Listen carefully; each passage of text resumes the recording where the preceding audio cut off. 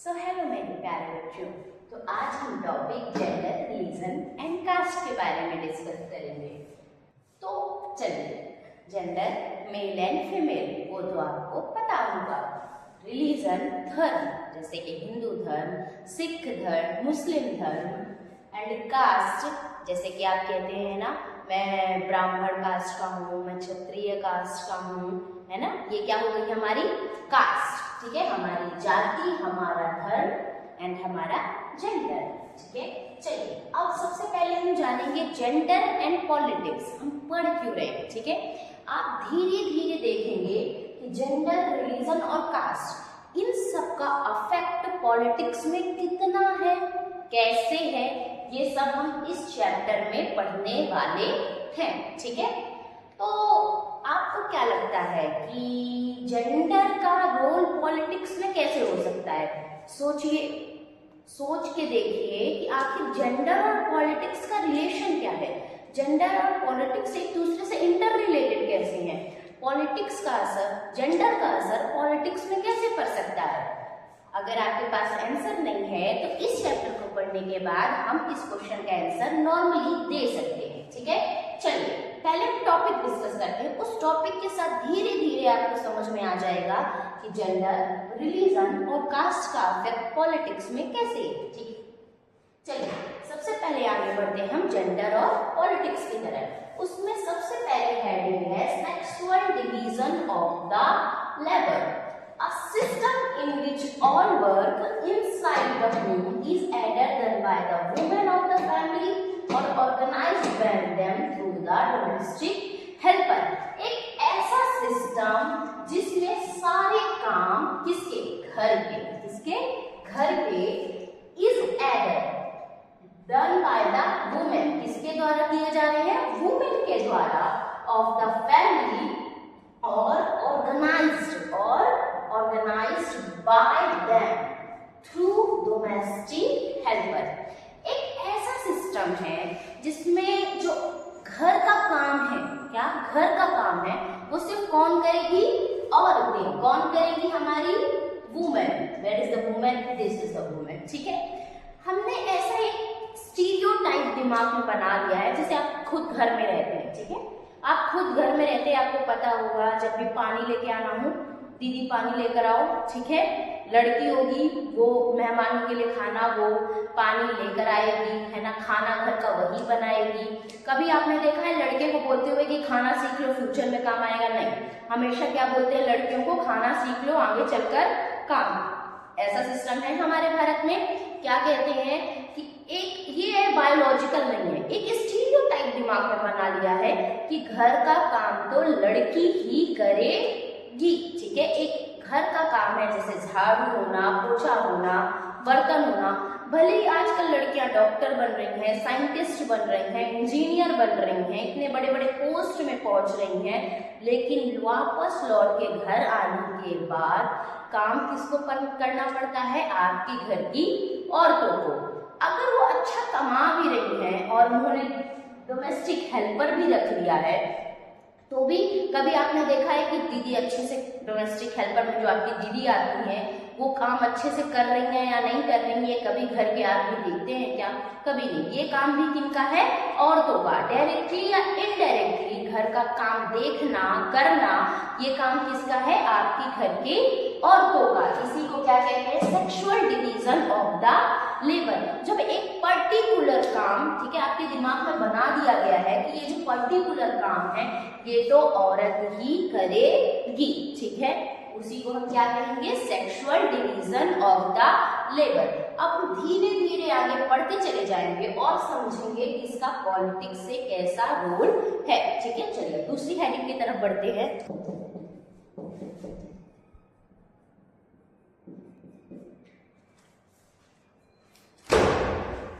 चलिए, तो पहले टॉपिक में हमने क्या देखा कि लड़की, एक पर्टिकुलर जो जेंडर है उसको ये इंसिस्ट किया जा रहा है कि तुम बनी ही घर के काम के लिए हो, या फिर तुम कितना भी ऊपर पहुंच जाओ, तुम्हें घर का काम करना ही पड़ेगा। आप सोचो इससे क्या होगा?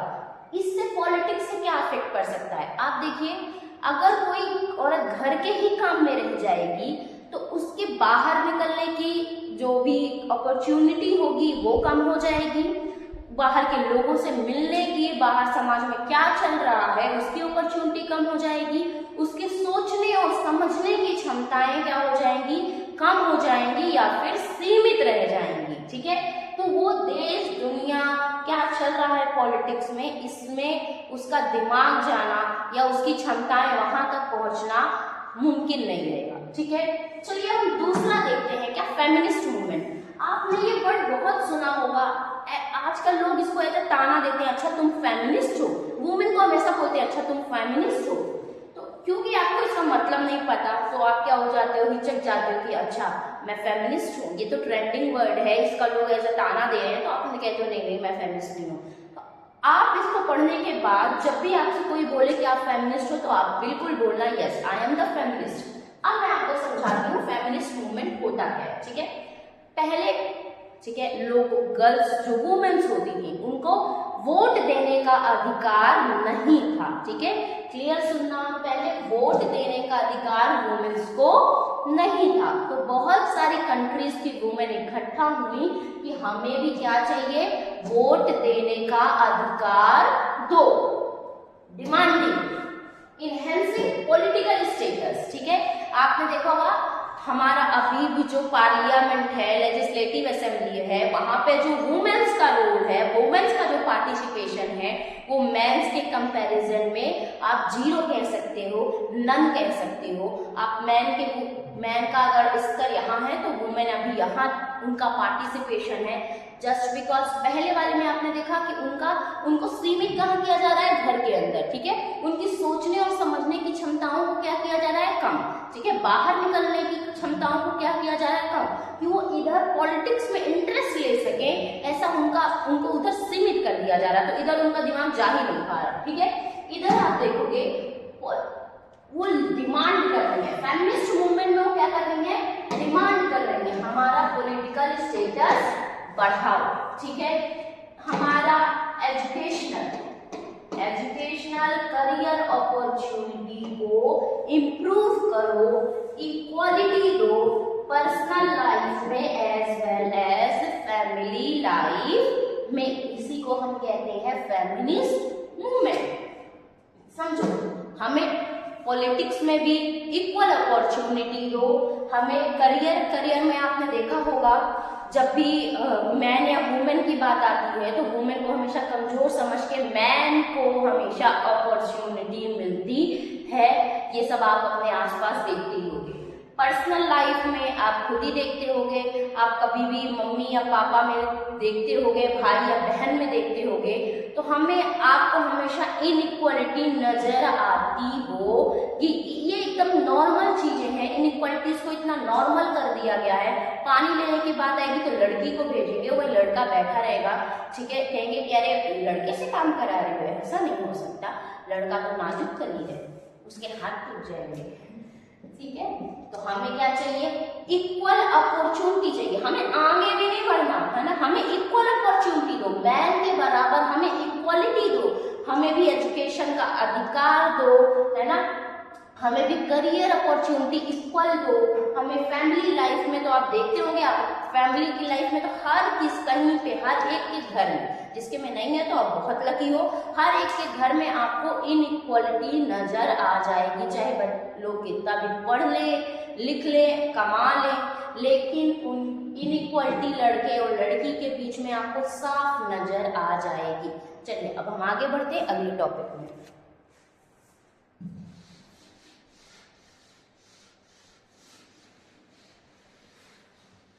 हम देखेंगे पेट्रियार्कल सोसाइटी। क्या आपको ये नाम थोड़ा जाना पहचाना लग रहा है, पेट्रियार्कल सोसाइटी? क्या आपने कभी सुना है? Rule by a father. क्या आपके फादर किंग बन गए? बिल्कुल।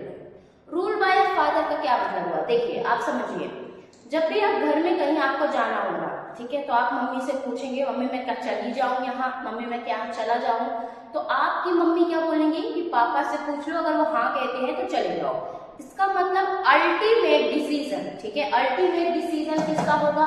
फादर का, मैन का। ठीक है, तो यहाँ पे क्या कर रहे हैं, प्रियोरिटी दे रहे हैं किसको? मैन को in the comparison of the women. ठीक है, आप कहीं घूमने भी जाना होगा तो आप क्या करोगे, आदमी को जाने दो, ठीक है, लड़के को जाने दो, लड़की को रोक लो क्योंकि वो लड़की है, लड़का सेफ है। आप नहीं समझ रहे, वो लड़का जो निकल रहा है उसी की वजह से ये लड़की अनसेफ है, ठीक है। तो आप इसको रात में निकालने दे रहे हो और आप रात में इसको रोक रहे हो, ठीक है।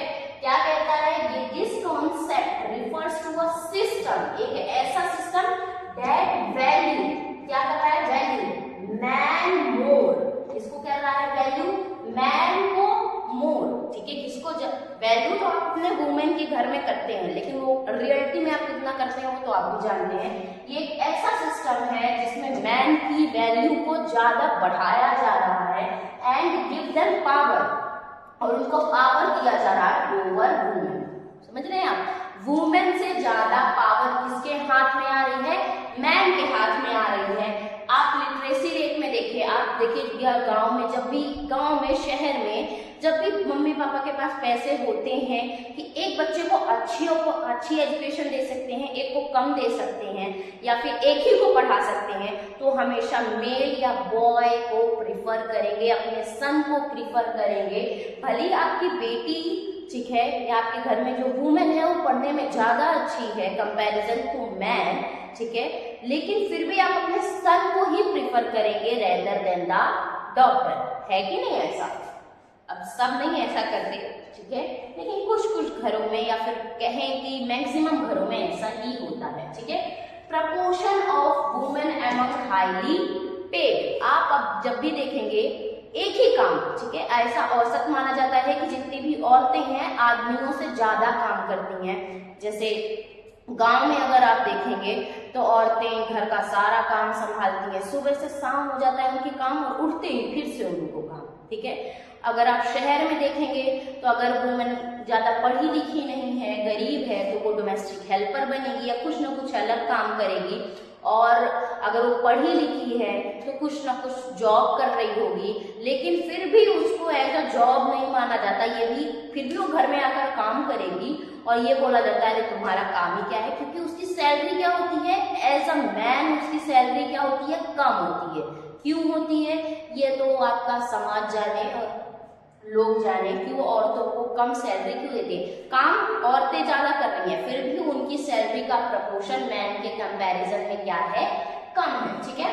प्रेफरेंस ऑफ द सन, ठीक है, आप अभी देखे होंगे कि कई घरों में 5-5, 6-6 लड़कियां, 7-7 लड़कियां, 10-10 लड़कियां सिर्फ इसलिए पैदा होती हैं क्योंकि अभी तक लड़का पैदा नहीं हुआ है, और लोगों का ये माइंड सेट है कि वो आगे जाएगा और मुझे यही खिलाएगा। लेकिन आपके घर में जो आपकी जो लड़की वो दूसरे घर में जाएगी, वो भी अच्छा कमा सकती है और वो भी उसको कमाएगी, फिर आपके घर में जो लड़की आएगी वो भी अच्छा कमाएगी, तो वो आप ही की तो सेवा करेगी। लेकिन नहीं, ये है कि लड़का कमाएगा, लड़का हमारे साथ रहेगा, इसीलिए उसको अच्छी एजुकेशन देनी है, उसको क्या करना है, लड़के को प्रेफरेंस देनी है, ठीक है। ये हो गया हमारा क्या, पैट्रियार्कल सोसाइटी, जहां पे एक पर्टिकुलर जेंडर का क्या है, आपका अल्टीमेट डिसीजन है, उसको एज अ गॉड समझो, उसको एज अ गॉड ट्रीट किया जा रहा है, ठीक है। वो क्या हो गई हमारी पैट्रियार्कल सोसाइटी, ठीक है। चलिए अब आगे बढ़ते हैं। ये हो गया हमारा gender and politics. Gender and politics से कैसे आप समझ रहे हैं ना, इंटर रिलेट कर पा रहे हैं चीजों को। पहले तो क्या किया जा रहा है, वुमेन को दबाया जा रहा है, एक पर्टिकुलर काम की तरफ भेजा जा रहा है जिससे उनका सोचने और समझने की क्षमता कम हो। फिर क्या किया जा रहा है, फिर फेमिनिस्ट, ठीक है, हमने उठे, हम कहे हमें वोट का अधिकार दो, हमें इक्वालिटी दो, ठीक है। फिर पैट्रियार्कल सोसाइटी, ऐसी सोसाइटी जिसमें पर्टिकुलर जेंडर को एक एज अ गॉड ट्रीट किया जा रहा है, ठीक है। चलिए अब हम बढ़ते हैं आगे किसमें, रिलीजन की तरफ।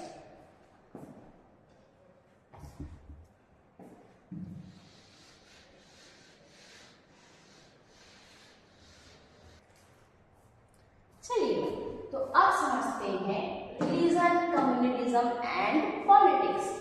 Division based on the religious differences, ठीक है। ऐसा डिवीजन, ऐसा विभाजन जो कि किसके बेस पे हो रहा है, धर्म के, किसके, अभी हमने पढ़ा किसके बेस पे, जेंडर, अब हम पढ़ेंगे किसके बेस पे, रिलीजन। ऐसा विभाजन जो किसके बेस में हो रहा है,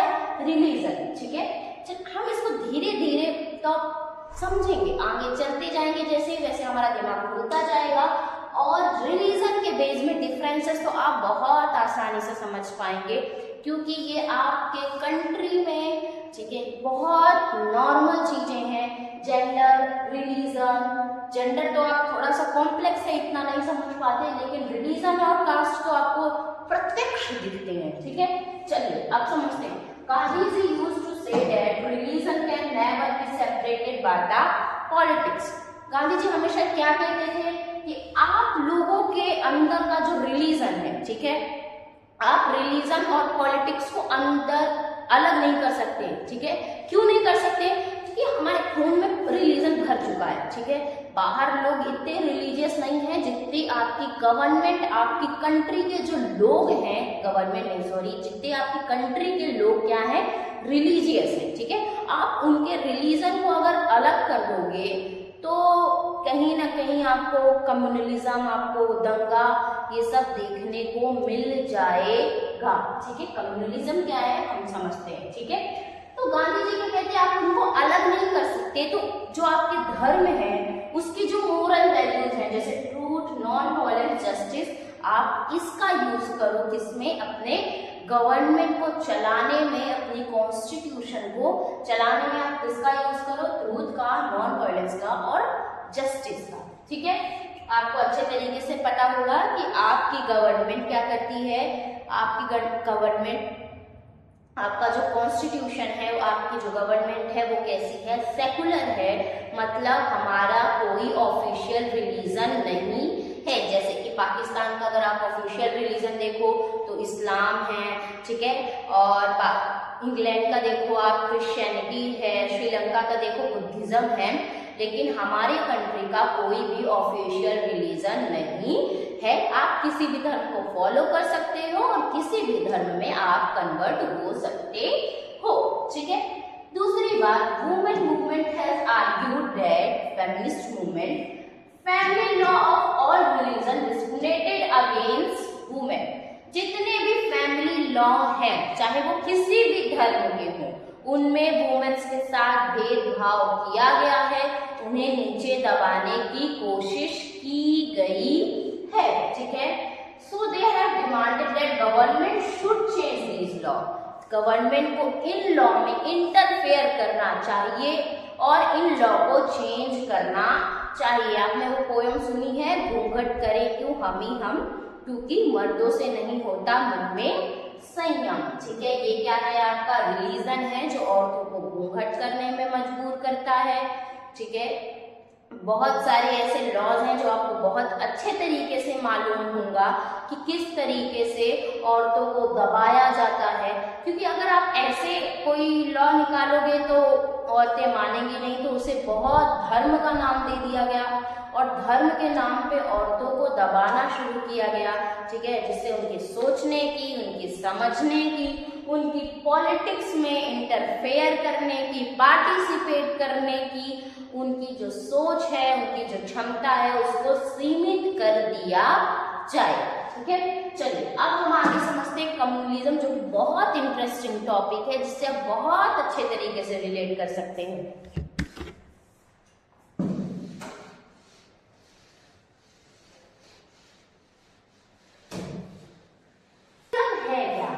जब communal politics assume that religion is the primary basis of social community superiority of the religion, जब आप ये समझने लग जाएं कि एक ही रिलीजन है, एक ही धर्म जो है वो सबसे ऊपर है, एक ही रिलीजन, एक ही धर्म की जो मान्यताएं हैं वो सही है, बाकी सारे धर्म जो है वो बेकार है, या उनके जो धर्म ग्रंथों में लिखा है वो चीज सही नहीं है, आप उन्हें दबाने की कोशिश करने लग जाएं, आप उन्हें कन्वर्ट करने की कोशिश करने लग जाएं, यही क्या है आपका कम्युनलिज्म। और कम्युनलिज्म या रिलीजन के बेसिस पे पॉलिटिक्स आपकी कंट्री में बहुत नॉर्मल चीज है, जिसे आप बहुत अच्छी तरीके से रिलेट कर सकते हैं। जब एक ही समुदाय के लोग ये सोचने लग जाएं कि हमारा समुदाय बेहतर है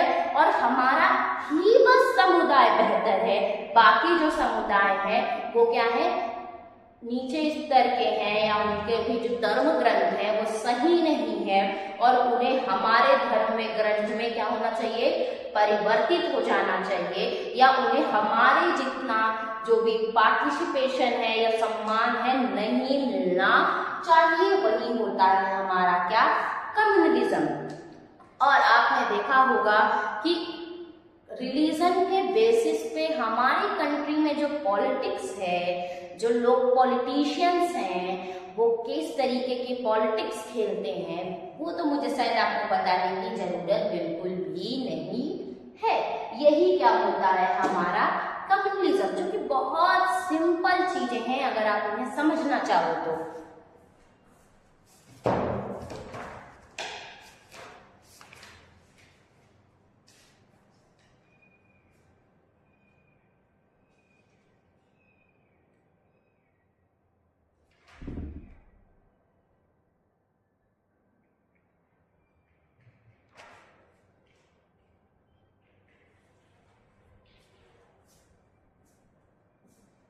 आपने देखा होगा कि जब इंडिया और पाकिस्तान का पार्टीशन हुआ था उस टाइम के जो कम्युनल वायलेंस है वो तो सभी को याद होगा।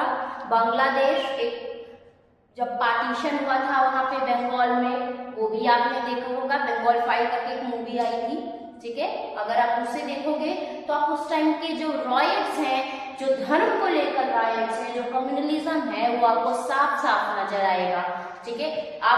कभी आप पार्टीज को नहीं चूज करते हो, कभी आप जो आपका रिप्रेजेंटेटिव है आप उसे इलेक्ट नहीं करते हो, आप हमेशा क्या देखते हो, रिलीजन देखते हो या फिर कास्ट देखते हो। रिलीजन और कास्ट एक दूसरे से ज्यादा अलग नहीं है, ठीक है।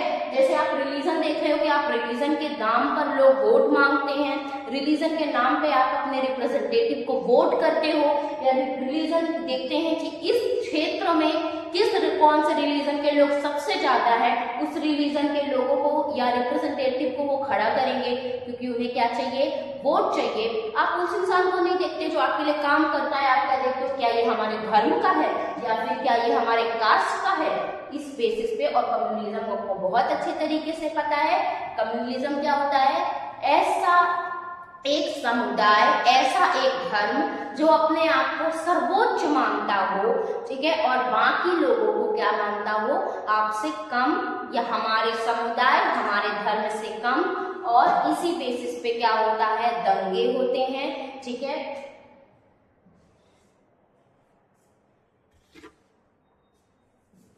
आगे बढ़ते हैं कास्ट की तरफ।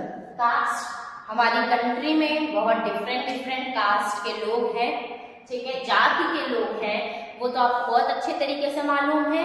कास्ट डिस्क्रिमिनेशन भी आपको बहुत अच्छे तरीके से मालूम है, ठीक है। आप कुछ बहुत सी कास्ट हैं जो अपने आप को अपर मानती हैं, अपर कास्ट, लोअर कास्ट। पहले क्या होता था कि अगर आपने छू दिया है, लोअर कास्ट ने छू दिया तो अपर कास्ट उसका पानी नहीं पिएगा, ठीक है। कई वीडियो में आपने देखा होगा टीचर जो थे, ठीक है, अगर लोअर कास्ट का बच्चा है तो उसकी कॉपी को ऐसे उसको छूता नहीं है, दूर से उसको कॉपी दो, वो कॉपी चेक करेगा, है ना। ऐसा आपने बहुत सारी न्यूज में अभी एग्जाम्पल सुने होंगे, ठीक है।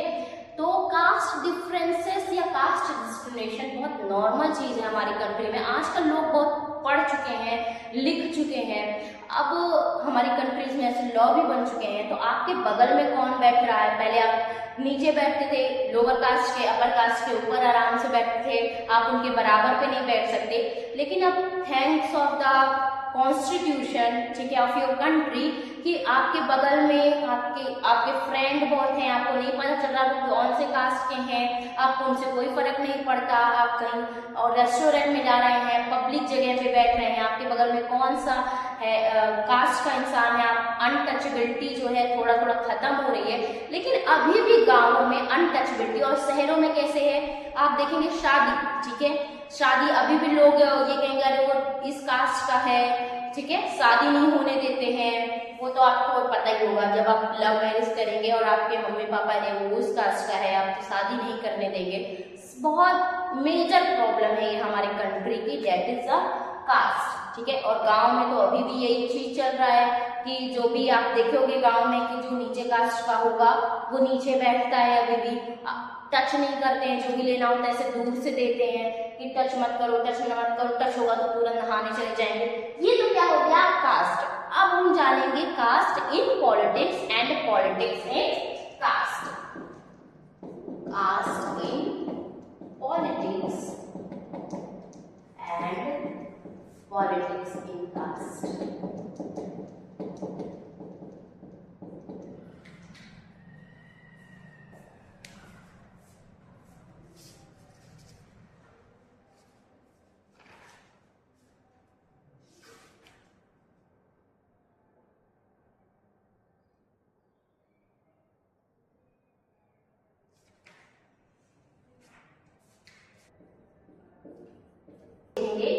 When parties choose candidates in election, they keep in mind caste.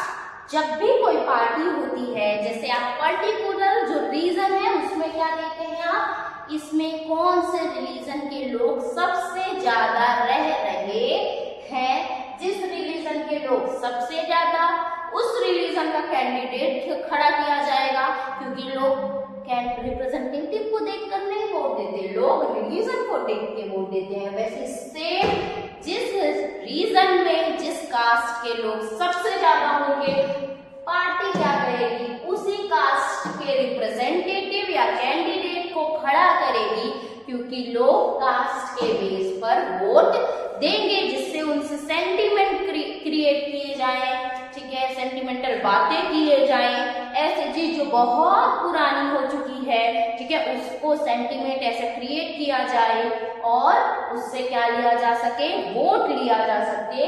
वो क्या होता है, कास्ट इन पॉलिटिक्स। पॉलिटिक्स पे कास्ट। अब चलते हैं, हम समझते हैं कास्ट इन पॉलिटिक्स, जिसमें पॉलिटिक्स ऐसे कैंडिडेट को खड़ा करते हैं जो कि उस रीजन में सबसे मेजॉरिटी में जो लोग रह रहे हो, किस कास्ट के हो, उनको खड़ा करें, जिससे सेंटीमेंट थोड़े अटैच हो पाए और ज्यादा हमें वोट मिल पाए।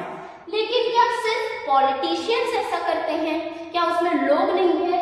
तो हम समझते हैं पॉलिटिक्स इन कास्ट क्या होती है। जो लोग होते हैं, ठीक है, वो भी क्या करना चाहते हैं, एक ग्रुप बनाते हैं कि ये हमारे कास्ट के लोग हैं, और अपने कास्ट के लोगों को या अपनी कास्ट को ऊपर दिखाने के लिए ऐसे पॉलिटिशियंस को इलेक्ट करते हैं कि जिससे हम फॉरवर्ड आ सकें, हम अपने आप को अपर दिखा सकें और बाकी कास्ट के लोग नीचों को दिखा सके।